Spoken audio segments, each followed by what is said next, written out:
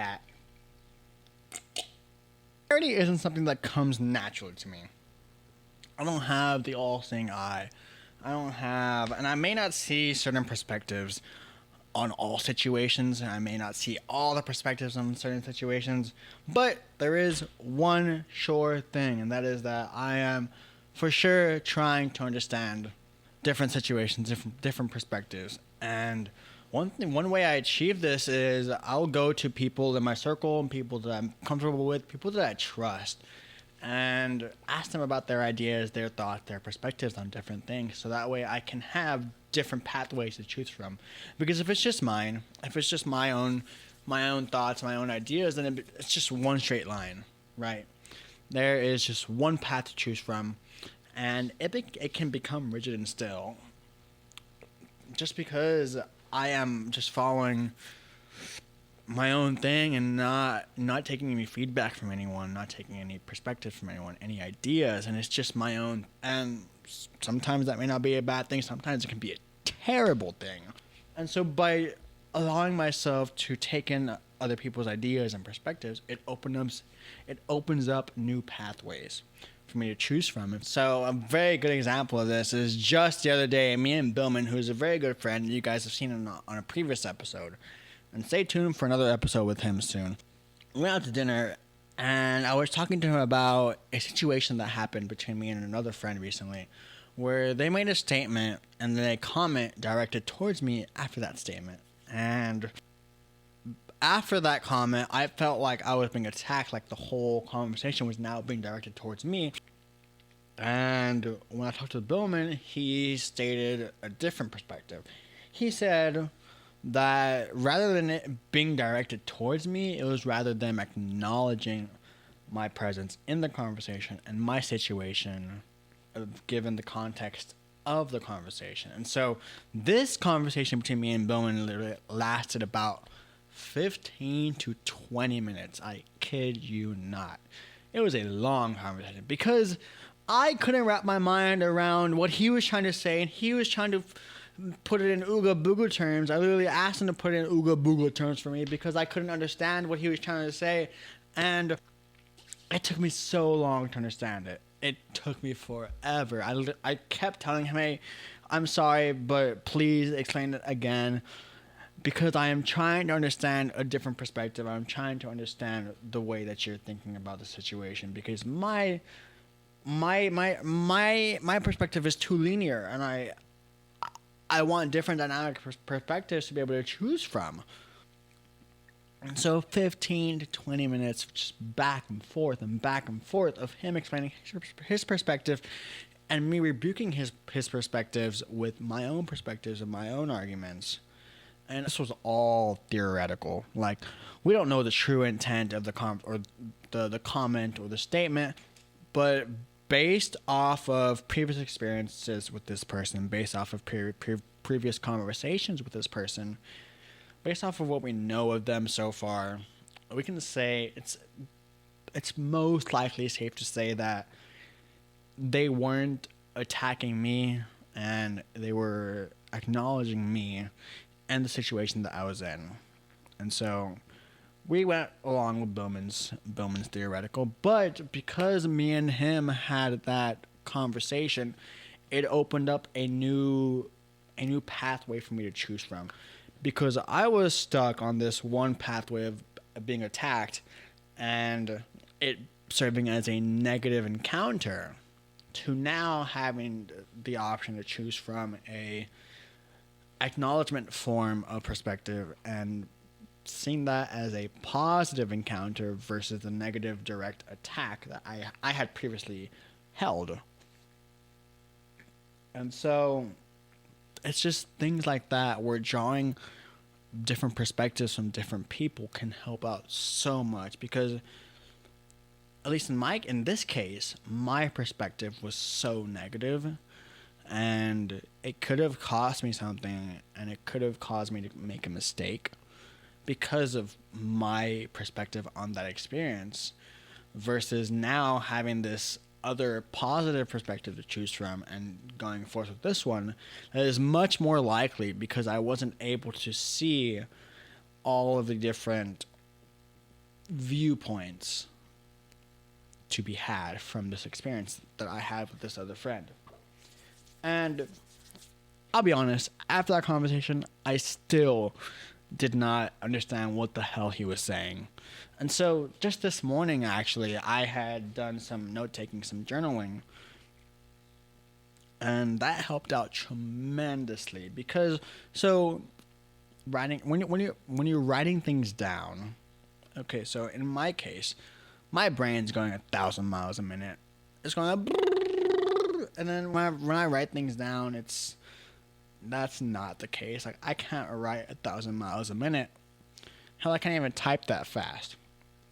So when I'm writing things down, it allows my brain to slow down to the rate of my writing. So, for example, I am recording a podcast episode right now.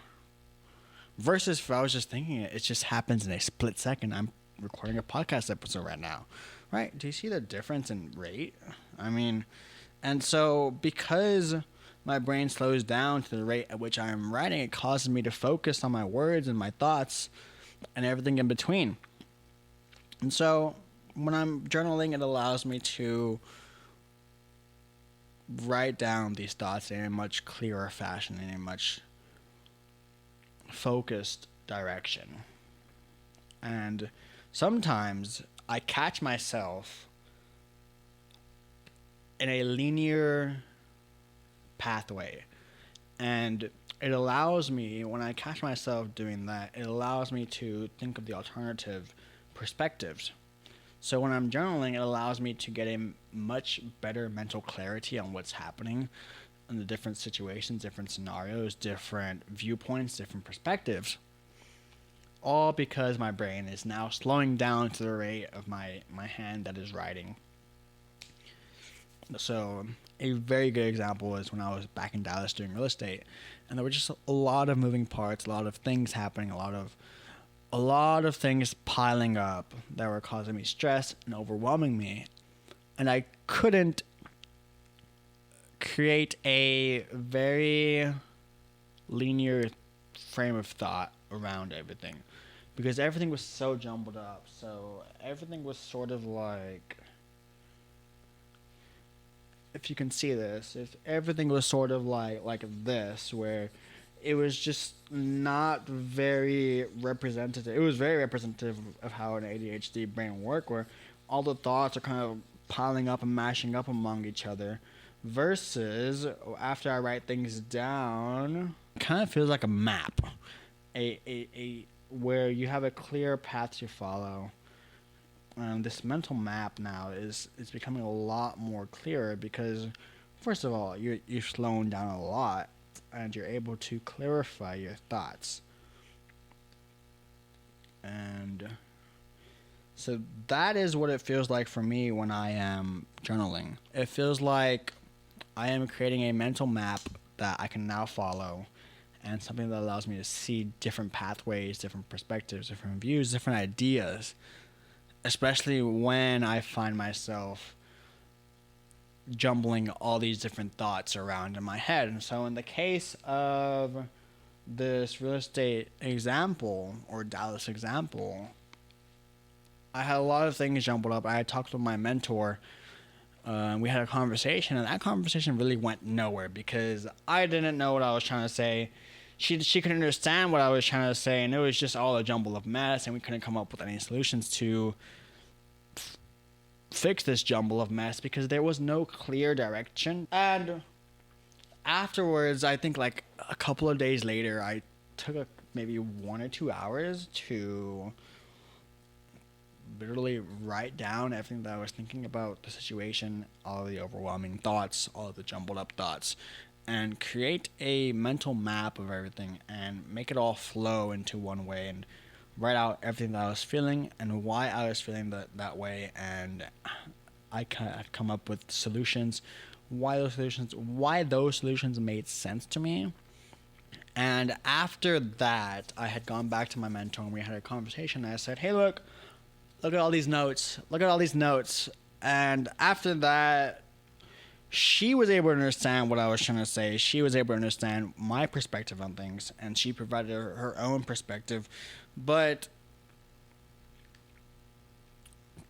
I'd also come up with my own solutions and my own ideas and my own thoughts on all of these things. And so it was very clear how by writing down all of these things, it allowed me to gain so much more clarity on what I was thinking, why I was thinking what I was thinking, and how I can go about these different scenarios, these different interactions, or not interactions, these different encounters, these different experiences, and how I can find solutions to them. So that's where I'm at now. And so this is pretty recent, but journaling has helped me a lot. I still don't do it as frequently, but I don't care. I do it when I feel like doing it. I try to do at least once or twice at minimum a week, because at least once a week I can just jumble down all my thoughts for the week, or things that have been very, very immediate for me.